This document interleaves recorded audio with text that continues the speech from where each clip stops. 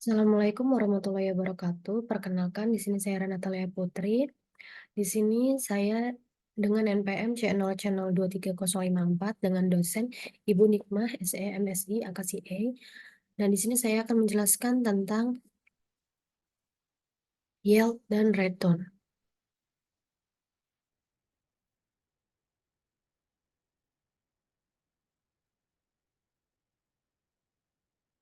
Baik, untuk materi yang pertama, saya akan menyampaikan tentang yield dan return, yaitu di mana return nominal dan return real, return investasi positif ini lebih kecil daripada inflasi prodik yang akan mengakibatkan total kekayaan investor bertambah secara nominal dan berkurang secara real.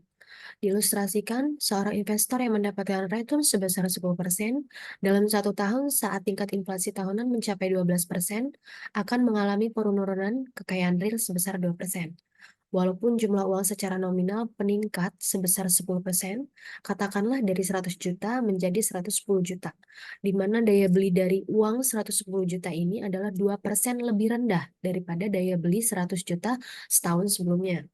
Nah, dari rumus return nominal dan return real ini, yaitu return real adalah return nominal dikurang dengan tingkat inflasi. Baik, selanjutnya untuk yield dalam pasar keuangan. Istilah yang sering digunakan dalam pasar uang selain tingkat diskon dan tingkat bunga yaitu yield diskon bank atau bank diskon, yield periode atau holding periode, dan yield pasar uang atau money market, dan yield yang ekuivalen dengan sertifikat deposit yaitu CD ekuivalen.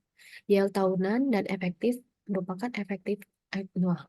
Pasar uang yang dimaksud di sini adalah pasar uang instrumen utang atau investasi jangka pendek yang berjangka waktu 1 tahun atau kurang seperti perbendaharaan negara atau SPN, ya seperti T-bill dan American Certificate Deposit. Menghitung yield diskon bank per tahun atau annum biasanya menggunakan asumsi 360 hari dalam 1 tahun, di mana yield diskon sama dengan besar diskon dibagi dengan nilai nominal SPN atau SD dikali dengan 360 dibagi dengan jumlah hari hingga tanggal jatuh tempo. Selanjutnya 3 kelemahan yield diskon. Yang pertama itu yield didasarkan pada nilai nominal efek bukan pada harga pembeliannya. Dan yang kedua, asumsi 360 hari ini dari 365 hari yang semestinya. Yang ketiga ini untuk mendapatkan yield tahunan digunakan konsep bunga sederhana yang mengakibatkan kesempatan mendapatkan bunga atas bunga. Nanti yang selanjutnya, return berdasarkan waktu. Perhitungan return menjadi tidak mudah lagi jika investasi dilakukan dalam beberapa periode, yaitu 2 tahun atau lebih.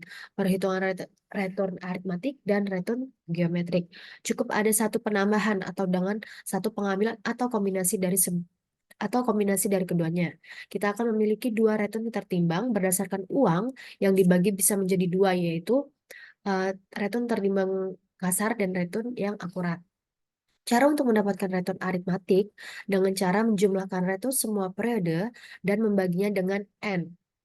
Cara untuk mendapatkan return geometrik dengan cara mengalikannya semua atau dengan setelah ditambah satu untuk tiap R dan mengakarkannya atau memangkatkannya dengan 1/N. Bagaimana? Return aritmatik sama dengan return 1 atau return per 1 periode ditambah dengan return periode 2 ditambah dengan return periode N. Nah, yang selanjutnya return geometrik yaitu jumlah periode akar dari 1 ditambah return periode pertama dan dikali dengan 1 ditambah return periode kedua dan yang 1 ditambah lagi dengan return periode N. Baik, untuk selanjutnya yaitu contoh soal di buku yang biasa dibahas pada 12.7, seorang investor pada tahun 2020 membeli sebuah obligasi senilai 200 juta. Setahun kemudian, pada tahun 2021, ia membeli kembali obligasi yang sama seharga 225 juta. Pada tahun 2021, itu atas kepemilikan obligasi yang pertama. Dia menerima bunga sebesar 5 juta. Pada tahun 2022, karena memiliki dua obligasi, ia menerima lagi nih bunga 10 juta. Jika pada tahun 2022 investor tadi menjual obligasinya pada harga masing-masing 235 juta, berapa return tahunan aritmatik dan geometrik yang diperoleh? Nah, ini cara menghitung secara dengan cara manual. Yang pertama itu return pada periode pertama atau periode 1, yaitu 230 juta dikurang dengan 200 juta dibagi dengan 200 juta. Bagaimana kita bisa mendapatkan 230 juta? Yaitu 230 juta ini yaitu dari 225 juta ini di, di, ditambah dengan dividen 5 juta. Jadi dia menghasilkan 230 juta. Kemudian kita dikurang dengan 200 juta dan dibagi dengan 200 juta sama dengan 15%. Nah, untuk return dari periode kedua yaitu 480 juta dikurang dengan 450 juta dibagi dengan 450 juta. Nah, 480 juta ini bagaimana cara mendapatkannya?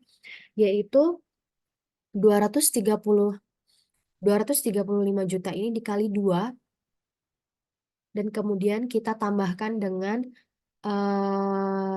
penerimaan bunga yang sebesar 10 juta pada tahun 2022. Nah, kemudian kita akan mendapatkan 480 juta, kemudian 450 jutanya ini yaitu dari 225 juta dikali dengan 2. Dikali dengan 2 yaitu kita bisa mendapatkan 450 juta. Nah, untuk hasil yang kita peroleh yaitu 6,67%.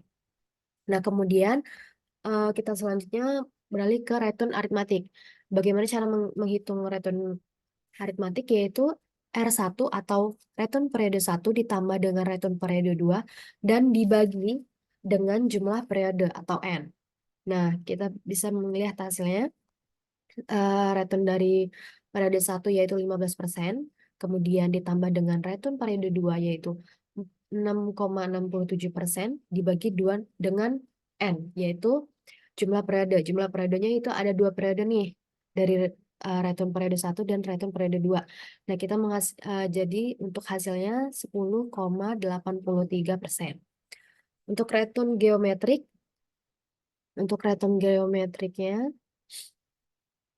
kita bisa lihat, yaitu dengan cara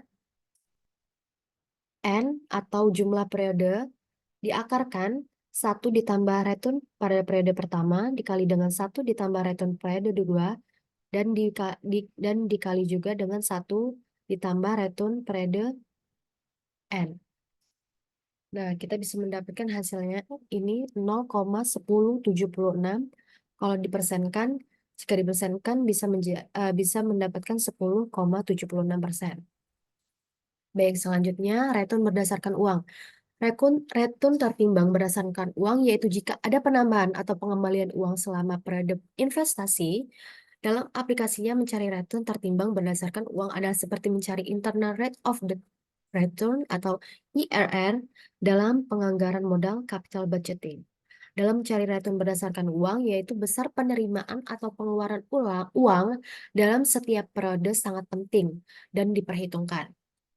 Nah, dalam return berdasarkan uang ini kita bisa membuat tabel arus kas atau cash flow sesuai urutan periodenya. Arus kas dibuat dengan memperhitungkan arus kas keluar dan arus kas masuk.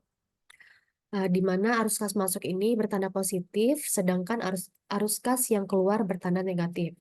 Nah, dari total arus kas merupakan penjumlahan dari kas masuk dan kas keluar dalam periode tersebut. Dalam periode ini. Baik.